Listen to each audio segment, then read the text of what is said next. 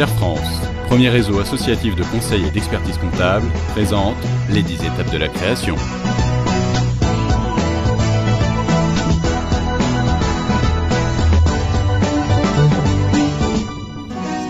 Bonjour, je m'appelle Stéphanie, je suis mère de famille. J'ai envie de créer ma boîte. Le problème, c'est que j'ai pas trop d'idées, je sais pas dans quel domaine me lancer. J'aimerais avoir quelques conseils pour bien débuter.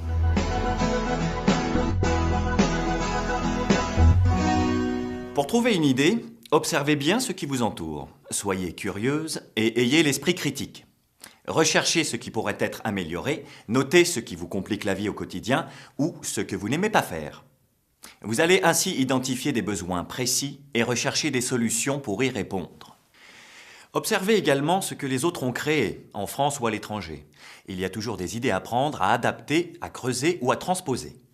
Comme source d'inspiration, vous pouvez consulter la presse dédiée à l'entrepreneuriat et à la création d'entreprises. Vous pouvez également consulter la rubrique « Nouvelles idées, nouvelles tendances » du site APCE et notamment « 1001 idées pour entreprendre ». Vous pouvez aussi devenir franchisé ou envisager la reprise d'une entreprise. Ce genre de projet demande généralement plus d'argent. Et si vous en avez un peu de côté, mais peu d'idées, c'est aussi un bon moyen de se lancer.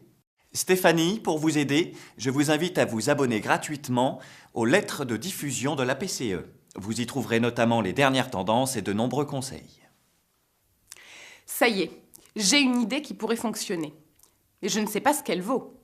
Comment savoir si elle tient vraiment la route ? Vous avez bien raison de vous poser cette question maintenant. Inutile de vous lancer dans une étude de marché complète et complexe si votre projet n'est pas réaliste. Pour savoir si vous avez une vraie bonne idée, je vous conseille de définir précisément votre projet. Que proposez-vous ? À qui ? Pourquoi ? Comment allez-vous vendre vos services ou vos produits ? Et à quel prix ? Prenez le temps de coucher vos idées sur papier. Cela vous obligera à vous poser les bonnes questions et à discerner plus aisément leurs forces et leurs faiblesses. N'hésitez pas non plus à présenter votre projet à des personnes dignes de confiance. Des critiques constructives peuvent grandement vous aider à avancer. Enfin, commencez à réfléchir à toutes les contraintes de votre projet. Celles liées à votre produit, à votre marché, à la réglementation. Mais également vos contraintes personnelles. N'oubliez pas que créer une entreprise, c'est aussi le choix d'un mode de vie particulier. Stéphanie, il est vraiment important de vous poser les bonnes questions dès le début. Pour vous y aider, l'APCE met à votre disposition un guide téléchargeable. Il a été fait pour des entrepreneurs comme vous. Alors profitez-en. Mon idée de projet me semble particulièrement innovante. Du coup, j'ai peur qu'on me la pique. Existe-t-il des moyens de la protéger ? Vous ne pouvez pas protéger l'idée en tant que telle. Par contre, la forme selon laquelle elle s'exprime peut faire l'objet d'une protection. Il peut s'agir d'une invention, d'une marque, d'une création littéraire ou artistique, ou encore d'une forme. Prenons un exemple. Imaginons que votre idée est d'associer plusieurs services comme l'apprentissage de langues étrangères, la dégustation de spécialités culinaires et des cours de cuisine.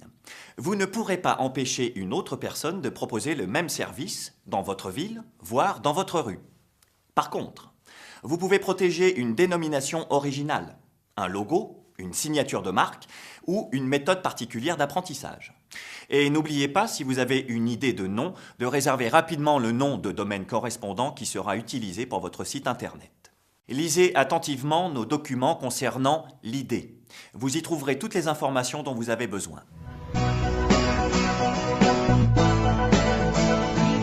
CERFrance, partenaire de la création d'entreprise.